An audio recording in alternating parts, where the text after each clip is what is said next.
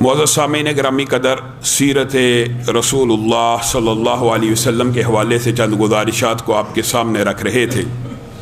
نبی کریم صلی اللہ علیہ وسلم کی تبلیغ کے نتیجے میں ابتدائی طور پہ جو ہراول دستہ اسلام کا بنیادی دستہ مارد وجود میں آیا، اس کی بنیاد حضرت ابو بکر صدیق کے ایمان سے رکھی گئی۔ حضرت علی نابالغ تھے، انہوں نے اسلام کو قبول کیا۔ حضرت خدیجہ عورت تھیں، انہوں نے اسلام کو قبول کیا۔ حضرت زید غلام تھے، انہوں نے اسلام کو قبول کیا۔ حضرت ابو بکر پہلے آزاد مردوں میں سے تھے جنہوں نے اسلام کو قبول کیا، اور ان کے فضائل و مناقب کے حوالے سے بہت سی باتیں آپ لوگ جانتے ہیں۔ چند ایک باتیں بیان کر کے اپنی بات کو آگے بڑھاؤں گا۔ حضرت ابو بکر وہ ہیں کہ ایک مرتبہ نبی کریم صلی اللہ علیہ وسلم کی بارگاہ میں آئے اور کہا، آپ جو جنت کے 8 دروازوں کا ذکر کرتے رہتے ہیں کہ جنت کا یہ دروازہ یہ عمل کرنے والے کے لیے، یہ دروازہ اس عمل کرنے والے کے لیے،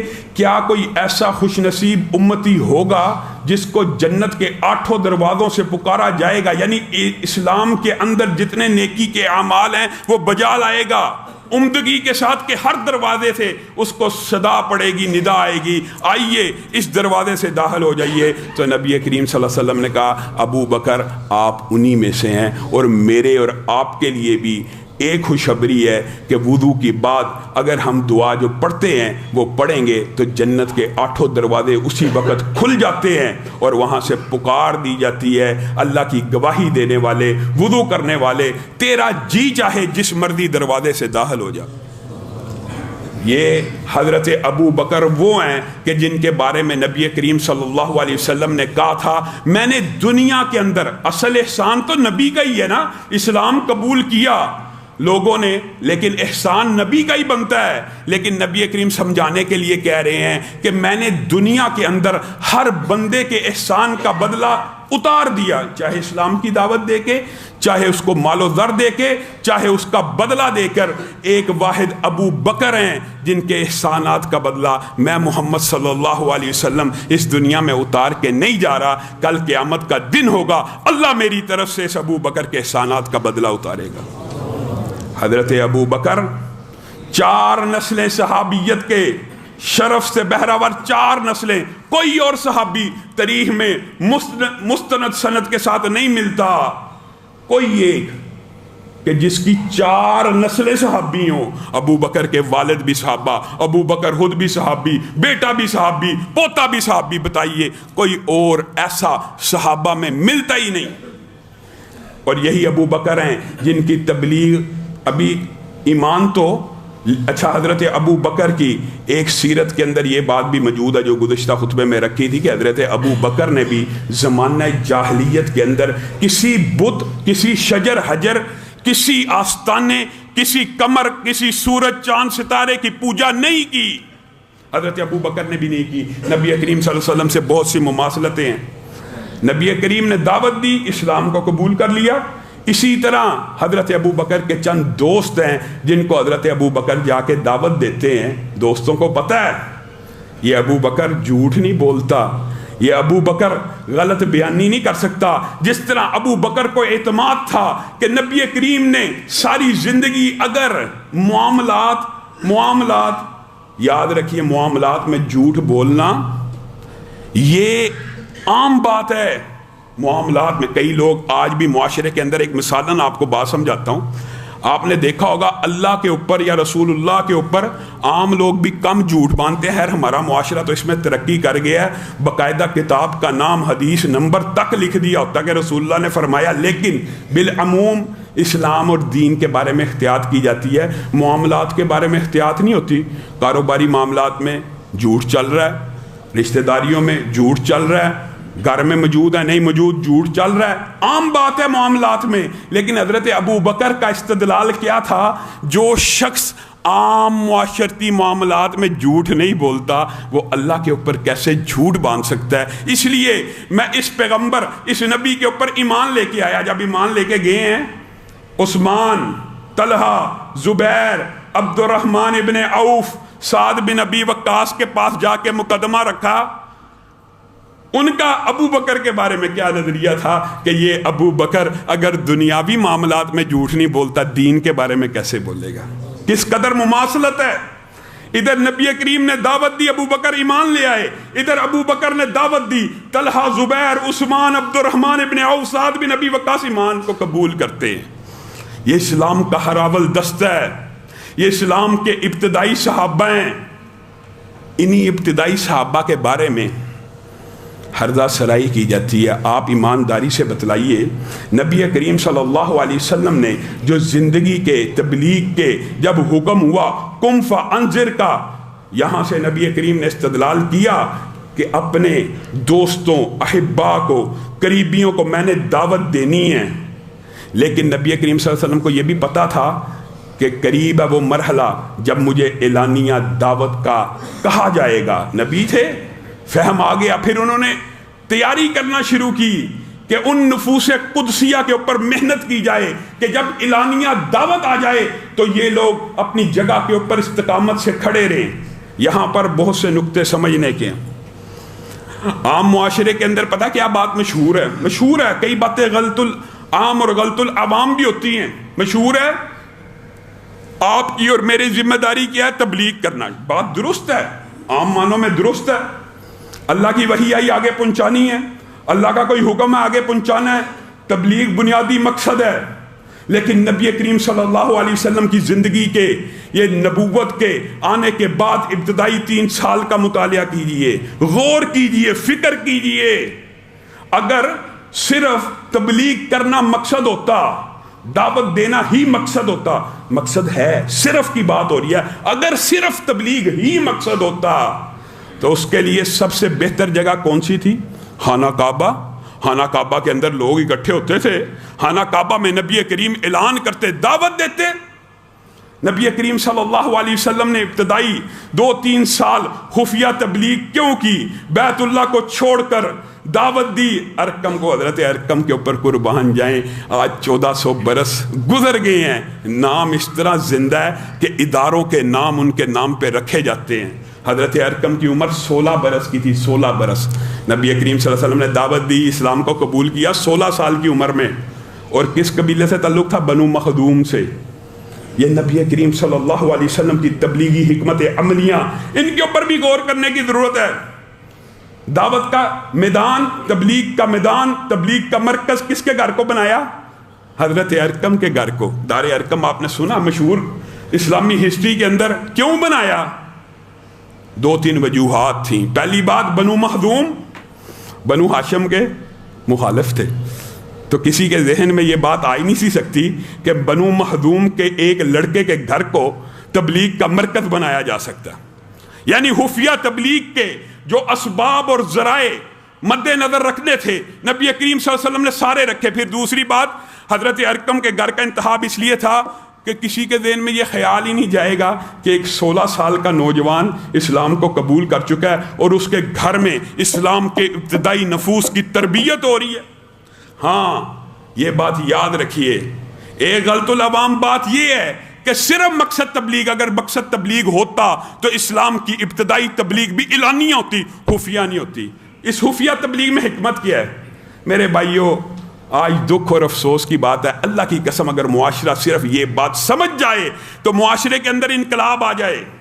میں اور آپ سمجھتے ہیں اسلام صرف تبلیغ کا دین ہے، دعوت کا دین ہے، دعوت دے ہی جاؤ، دعوت دے ہی جاؤ، شاید تبدیلی آ جائے گی۔ دعوت دینے سے لوگوں کے عقیدے بدل جاتے ہیں، ہم اس بات کے قائل ہیں۔ دعوت دینے سے اسلام پھیلتا ہے۔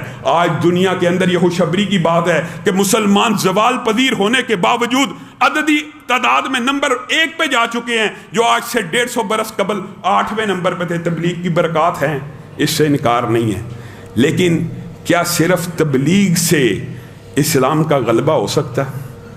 کیا صرف تبلیغ سے، صرف دعوت سے قوت نافذہ کا حصول ہو سکتا ہے؟ آپ کیا سمجھتے ہیں اسلام صرف لوگوں کے فرد کی اصلاح کے لیے آیا ہے؟ نہیں، اس کے ساتھ ساتھ اسلام اللہ کی قسم اقامت دین کے لیے بھی آیا ہے۔ اسلام اس دھرتی کے اوپر اللہ کی حدود کو قائم کرنے کے لیے بھی آیا ہے۔ اسلام اس دھرتی کے اوپر هو الذي ارسل رسوله بالهدى والدين الحق ليظهره، اسلام غالب آنے کے لیے آیا ہے۔ اسلام ایک خطے کو درکار کرتا ہے جس خطے کے اوپر اسلام کی حدود، قیود، نظام، سزائیں، عدل، عدالت، معاشرت، معیشت نافذ کی جائے۔ آپ نے صرف دعوت اور تبلیغ کو دین بنا لیا، اس کا نتیجہ کیا ہے؟ آج پوری دنیا کے اندر مسلمان ذلیل و رسوا ہیں۔ کوئی قوت نافذہ جو اسلام کا بنیادی مقصد اور اکائی ہے۔ نبی کریم اپنے صحابہ کی ٹریننگ کر رہے ہیں کہ آنے والے دن سخت آنے والے ہیں، کڑے آنے والے ہیں۔ ایک اسلامی ریاست کی بنیاد رکھی جائے گی، اس کے پلرز، اس کے ستون، اقتصادیات سمجھائی جا رہی ہے، معاشیات سمجھائی جا رہی ہے، معیشت سمجھائی جا رہی ہے، جہاد سمجھایا جا رہا ہے، کفار کے ساتھ قتال کی تیاریاں سمجھائی جا رہی ہیں۔ آپ نے صرف دعوت دعوت دعوت تبلیغ اسی کو دین سمجھ لیا، یہ دین کا حصہ ہے، یہ دین کا جزو ہے۔ لیکن اس کا نتیجہ کیا ہوا؟ یہ مغرب کا فلسفہ تھا۔ انہوں نے کہا، یہ پاپائیت کبھی آپ نے لفظ سنا ہوا؟ انہوں نے کہا یہ پادری جو ہیں یہ ہمارے ریاستی امور میں بڑی مداخلت کرتے ہیں، ان کو الگ کر دیا جائے، سسٹم الگ ہونا چاہیے۔ آج وہ فلسفہ، آج وہ فکر امت مسلمہ میں ایسی آئی ہے کہ کوئی مذہبی رہنما یا مولوی ریاست کے حوالے سے، سیاست کے حوالے سے، دینی اقدار کے حوالے سے، معیشت کے حوالے سے، انتخابات کے حوالے سے آپ کے سامنے اسلامی نقطہ نظر رکھے، اور مولوی صاحب آپ کا سیاست کے ساتھ کیا لینا دینا؟ اللہ کی قسم یہ باطل کا فلسفہ، یہ مغرب کا نظریہ آج دماغوں میں اس طرح راسخ ہو گیا ہے کہ مولوی اور مذہب پسند کا سیاست کے ساتھ کیا تعلق ہے؟ اسلام دین نہیں ہے، اسلام نے سیاست کو ایڈریس نہیں کیا۔ یہ کتنے دکھ اور افسوس کی بات ہے۔ مسجد میں تو رسول اللہ میرے اور آپ کے امام ہیں، مسجد میں رسول اللہ امام ہیں، روزے میں امام ہیں، عمر حج میں امام ہیں، عبادات میں امام ہیں، لیکن جیسے ہی بازار میں چلے جاؤ تجارت میں امام کوئی نہیں، تجارت میں سود چلے گا، تجارت میں جھوٹ چلے گا، سیاست میں امام کوئی نہیں۔ یہ کہاں سے فلسفہ آیا؟ رسول اللہ صلی اللہ علیہ وسلم مسجد کے بھی امام ہیں، بازار کے بھی امام ہیں، بازار کے بھی امام ہیں، ریاست کے بھی امام ہیں، ریاست کے بھی امام ہیں، پارلیمنٹ کے بھی امام ہیں۔ یہ کہاں سے فلسفہ آیا کہ پارلیمنٹ بے ایمان ڈاکو چور لٹیرے چلائیں گے؟ یہ فلسفہ کہاں سے آیا ہے؟ آپ کے اور میرے اندر یہ فلسفہ اس قدر راسخ ہو چکا ہے، اور یار یہ سیاست، یہ پارلیمنٹ، یہ انتخابات، یار یہ چوروں لٹیروں ڈاکوؤں کا کام ہے۔ چوروں لٹیروں ڈاکوؤں کا کام ہے تو پھر آج چیختے اور چلاتے کیوں ہو؟ تم نے خود چور لٹیروں کو اپنا امام بنایا، اپنے سروں پہ بٹھایا۔ اللہ کی قسم اسلام کی بنیادی عقائدوں کے خلاف یہ مزاج ہے۔ نبی کریم صلی اللہ علیہ وسلم بتائیے، قرآن پاک میں آیت نہیں ہے بلغ ما انزل الیک؟ آیت تھی، نبی کریم صلی اللہ علیہ وسلم نے کیوں خفیہ رکھی دعوت؟ ہاں، نبی کریم صلی اللہ علیہ وسلم وہ تربیت کرنا چاہتے تھے۔ اللہ معاف کرے، یہ کہنے کا مطلب نہیں ہے کہ نبی کریم نے آئیڈینٹیکل لوگ پیدا کیے اپنے جیسے، نبی کریم سے کمتر تھے، بہت ہی کمتر تھے، لیکن اللہ کی قسم دنیا میں نبیوں کے بعد سب سے اعلیٰ یہ نفوس تھے جن کی نبی کریم تربیت کر رہے تھے، اور تربیت ایسی عمدہ ہو رہی ہے۔ آپ اس ابتدائی گروہ کے اوپر، ان ناموں کے اوپر غور کیجئے، یہ بھی غلط الامام ایک بات ہے، بالکل غلط الامام ہے، غلط اور عجیب بات ہے۔ کیا کہا جاتا ہے؟ اسلام کو ابتدائی طور پر غریبوں نے قبول کیا تھا، کمزور لوگوں نے قبول کیا تھا، پسماندہ طبقے نے قبول کیا تھا، ان میں سے بھی بعض افراد نے قبول کیا تھا۔ لیکن اگر کسی کو مطالعہ کرنے کا ذوق و شوق ہو، وہ خود اس بات کا ادراک اور شعور کر سکتا ہے کہ 100 کے قریب نفوس قدسیہ میں سے ان پہلے 3 سالوں میں غربا کی تعداد کتنی تھی؟ فقط 13 یا 80۔ بات روایات میں آتا ہے 80 اور 100 کے اندر سے 13 غریب افراد بھی تھے، جس سے اسلام کی افاقیت واضح ہوتی ہے۔ اور آپ دلیل، معاذ اللہ میں یہ نہیں کہتا کہ اسلام غریب لوگوں نے قبول نہیں کیا، لیکن شو یہ کیا جاتا ہے کہ جیسے اسلام غربا کے لیے ہے، فقراء کے لیے ہے، کمزور لوگوں کے لیے ہے۔ بتائیے، حضرت ابو بکر مالدار تھے کہ کمزور تھے؟ عبد الرحمن ابن عوف مالدار تھے، کمزور تھے؟ عثمان مالدار تھے کہ کمزور تھے؟ یہ عظیم ہستیاں طلحہ، زبیر، عبد الرحمن بن عوف، سعد بن ابی وقاص، عمیر بن ابی وقاص، ہاں وہ ربابی تھے، حضرت صہیب بھی تھے، حضرت حباب بھی تھے، حضرت بلال بھی تھے، لیکن عمراء بھی تھے، فاطمہ بنت خطاب تھیں، عائشہ بنت ابی بکر تھیں، خود نبی کریم صلی اللہ علیہ وسلم کی بیٹیاں تھیں۔ یہ اسلام کا ابتدائی عتبہ بن غزوان تھے، یہ ایسے امیر کبیر ہر قریشی قبیلے میں سے، اور یہ ڈائیورسٹی تھی، یہ بات نہیں کہ بنو ہاشم میں سے سارے آگے، ڈائیورسٹی ہے، امیر بھی ہیں غریب بھی ہیں، ہر قبیلے اور کنبے سے تعلق رکھنے والا یہ ابتدائی گروہ جب نبی کریم صلی اللہ علیہ وسلم کی دار ارقم میں ٹریننگ لے رہا ہے، نبی کریم صلی اللہ علیہ وسلم نے توحید کے بعد سب سے پہلی دعوت اس دور میں بھی، یہ بھی بعض لوگوں کے ذہن میں مغالطہ ہے، اتنے اشکالات آپ نے پڑھا ہی نہیں کہ شاید 10 نبوی کے بعد نماز فرض ہوئی ہے، 10 نبوی کے بعد نماز کا اجرا ہوا ہے، سب سے پہلے توحید آنے کے بعد جبریل امین آسمان سے اترے، نبی کریم صلی اللہ علیہ وسلم کے سامنے وضو کیا، نبی کریم صلی اللہ علیہ وسلم کے سامنے 2 رکعت نماز کو ادا کیا اور کہا اللہ نے مجھے ایسی سکھائی ہے، آج کے بعد آپ نے ایسی پڑھنی ہے۔ مجھے ایک بات بتلائیے میرے بھائیوں، بات آئی ہے، طلب ہوتی ہیں کئی باتیں، لیکن غور کیجئے گا، نبی کریم فرض نماز کے بعد 10 برس سے زائد لاکھوں صحابہ کے سامنے نماز پڑھتے رہے، ابتدائی اسلام سے لے کر 10 نبوی تک نماز پڑھتے رہے۔ نماز اعلانیہ پڑھی جاتی ہے، فرضیت کے بعد تو ویسے ہی اعلانیہ تھی، فرضیت سے قبل بھی صحابہ اس کے شاہد تھے۔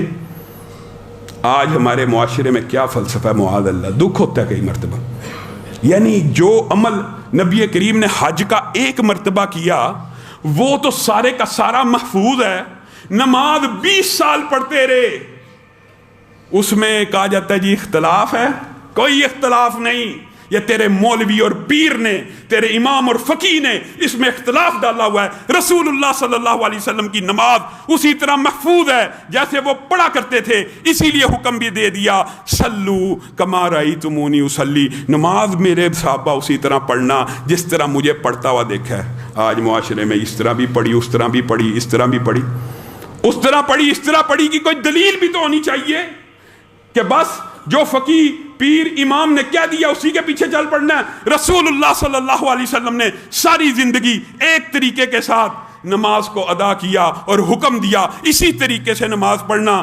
بات آئی ہے، میں تلہی اور اختلافی بات بالعموم کرتا نہیں ہوں، لیکن اللہ کی قسم ذرا اپنا نقطہ نظر اس کے اوپر غور ڈالیے، اس کے اوپر سوچئے، فکر کیجئے۔ اگر رسول اللہ صلی اللہ علیہ وسلم نے پوری زندگی کے اندر ایک نماز بھی رفع یدین کے بغیر پڑھی ہوتی، اللہ کی قسم ہم اس کو سنت سمجھتے، اس کو حدیث سمجھتے، اس کے اوپر عمل کرنا جائز اور مستحب اور اجر و ثواب کے باعث سمجھتے۔ ایک نماز بھی اگر رفع یدین کے بغیر پڑھی ہوتی تو کیسے ہو سکتا ہے کہ مکتبہ فکر ہم اپنے آپ کو کہیں کہ ہم اہل حدیث ہیں اور حدیث موجود ہو کہ نبی کریم نے رکوع میں جاتے ہوئے رفع یدین نہیں کیا اور ہم کہیں یہ سنت نہیں ہے، یہ ممکن نہیں ہے۔ آپ کو ایمانداری سے بتلا رہا ہوں، مجھے بتائیے مجھے اس بات کا کیا فائدہ ہے؟ فائدہ تو ان لوگوں کو ہوتا ہے جو کہتے ہیں ہمارے پیچھے چلو۔ میں تو آپ کو کہہ رہا ہوں ایمانت داری سے، دیانت داری سے، کہ ہمارے علم مطالعے تحقیق کے مطابق نبی کریم صلی اللہ علیہ وسلم نے پوری زندگی میں ایک نماز بھی رفع یدین کے بغیر نہیں پڑھی، ساری زندگی رکوع میں جاتے رفع یدین کیا، آخری نماز تک رکوع سے سر اٹھاتے ہوئے رفع یدین کیا۔ اس کر لینے میں آپ کو اعتراض کیا ہے؟ حدیث صحیح ہے جی، حدیث بالکل ٹھیک ہے جی، ٹھیک ہے، پھر عمل کیوں نہیں کرتے؟ وہ بس وہ ایک فقیہ صاحب نے کہا تھا کہ نبی کریم نے نہیں کیا تھا، نبی کریم نے نہیں کیا، اس کی کوئی دلیل بھی تو ہونی چاہیے۔ میرے بھائیوں، رسول اللہ صلی اللہ علیہ وسلم نے اپنے ان صحابہ کو سب سے پہلے توحید کے بعد نماز کی دعوت دی، نماز سکھلائی۔ سیکھی کس سے؟ اصل میں سیکھی تو اللہ سے، جبریل امین ایک واسطہ اور ذریعہ بنے، رسول اللہ صلی اللہ علیہ وسلم نے اسی طریقے کو، نماز کو اپنے صحابہ کو سکھلا دیا، ان کی گٹی کے اندر ڈال دیا۔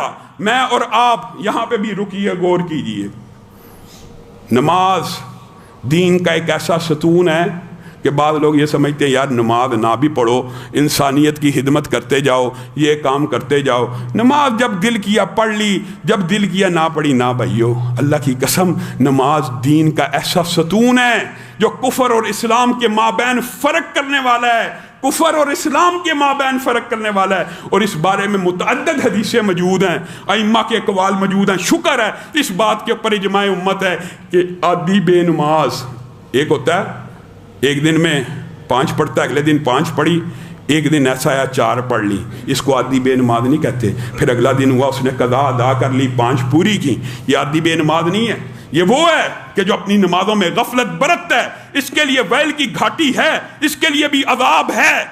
لیکن جو عادی بے نماز ہے، آج 5 پڑھی، کل پرسوں پڑھی ایک نہیں، پھر کئی دن گزر گئے، ایک دن 3 پڑھی ہیں، ایک دن 2 پڑھی ہیں، پڑھتا ہی نہیں۔ اور ایک وہ ہے جس نے عقیدہ ہی بنا لیا ہے کہ نماز پڑھنا ضروری نہیں۔ جو بندہ اس عقیدے کا حامل ہو، اجماع امت ہے، کوئی حنفی بریلوی اہل حدیث میں اختلاف ہی موجود نہیں، جس بندے کا یہ عقیدہ ہو نا، یہ بعد میں صوفیوں نے اختلاف بنایا ہوا کہ نماز نہ بھی پڑھی جائے، خدمت انسانیت کر دی جائے، دیگیں دے دی جائیں، بکرے دے دیے جائیں، سارے گناہ معاف ہو جاتے ہیں۔ یہ صوفیوں کا مذہب ہے، یہ اسلام کا دین نہیں ہے۔ بریلوی، دیوبندی، اہل حدیث اس بات کے اوپر متفق ہے، جس بندے کا یہ عقیدہ ہے نا کہ نماز اسلام کا ستون نہیں ہے اور نماز نہ پڑھنے سے دین اسلام میں کوئی فرق نہیں آتا، وہ بندہ دین اسلام سے خارج ہے۔ اجماع امت ہے، اجماع امت ہے۔ اور صحابہ نے کہا جو بندہ یہ عقیدہ نہ بھی رکھتا ہو، عادی بے نماز ہو جائے، عقیدہ ہے اس کا کہ نماز پڑھنی چاہیے، 5 نمازیں ہونی چاہیے، لیکن سستی کری جا رہا ہے، اس کے ساتھ کیا معاملہ کرنا چاہیے؟ اس کو قید کر دینا چاہیے، اس کو کوڑے لگانے چاہیے، اس کو تحذیر کے لیے مسلمانوں کے قبرستان میں دفن نہیں کرنا چاہیے، اس کا جنازہ نہیں ہونا چاہیے۔ کس بندے کے بارے میں؟ جس کا عقیدہ یہ ہے۔ نبی کریم صلی اللہ علیہ وسلم نے کہا تھا نا اپنے صحابہ کو کہ میرا دل کرتا ہے کوئی امامت کے اوپر اور کھڑا ہو جائے اور میں ان گھروں کو جا کے آگ لگا دوں جن کے مرد گھروں میں بیٹھے ہوئے نماز کے وقت۔ کیا ان کا عقیدہ یہ تھا کہ نماز ہے ہی نہیں؟ ادھر اذان ہوئی، ادھر مسجد میں حاضر نہیں ہو رہے۔ ان کے گھروں کو اگر آگ لگانے کا حکم ہے، اگر نبی کی خواہش ہے، نبی کی خواہش ہے، یہ کسی مولوی مفتی کی خواہش نہیں ہے۔ پھر اعتراض مولوی کے اوپر ہوتا ہے، بڑی جی سخت بات کرتے ہیں جی مولانا صاحب، بڑی سخت بات کرتے ہیں۔ یہ میں سختی کر رہا ہوں، یہ نبی کریم صلی اللہ علیہ وسلم کی خواہش ہے۔ اگر تمہیں نبی کی خواہش کا احترام اور ادب نہیں ہے تو تم کسی کا بھی نہیں کر سکتے۔ نبی کی خواہش ہے میں ان گھروں کو آگ لگا دوں جن کے مرد نماز کے ٹائم گھروں میں بیٹھے ہوتے ہیں۔ یہ نبی کی خواہش ہے، مولوی اور مفتی کی نہیں ہے۔ تو اس بارے میں خواہش کیا ہوگی جو کہتا ہے نماز دین کا حصہ ہی نہیں ہے، انسانیتی مذہب ہے؟ نبی کریم صلی اللہ علیہ وسلم نے ان نفوس قدسیہ کی اس طرح تربیت اور ٹریننگ کی، آپ ذرا غور کریں۔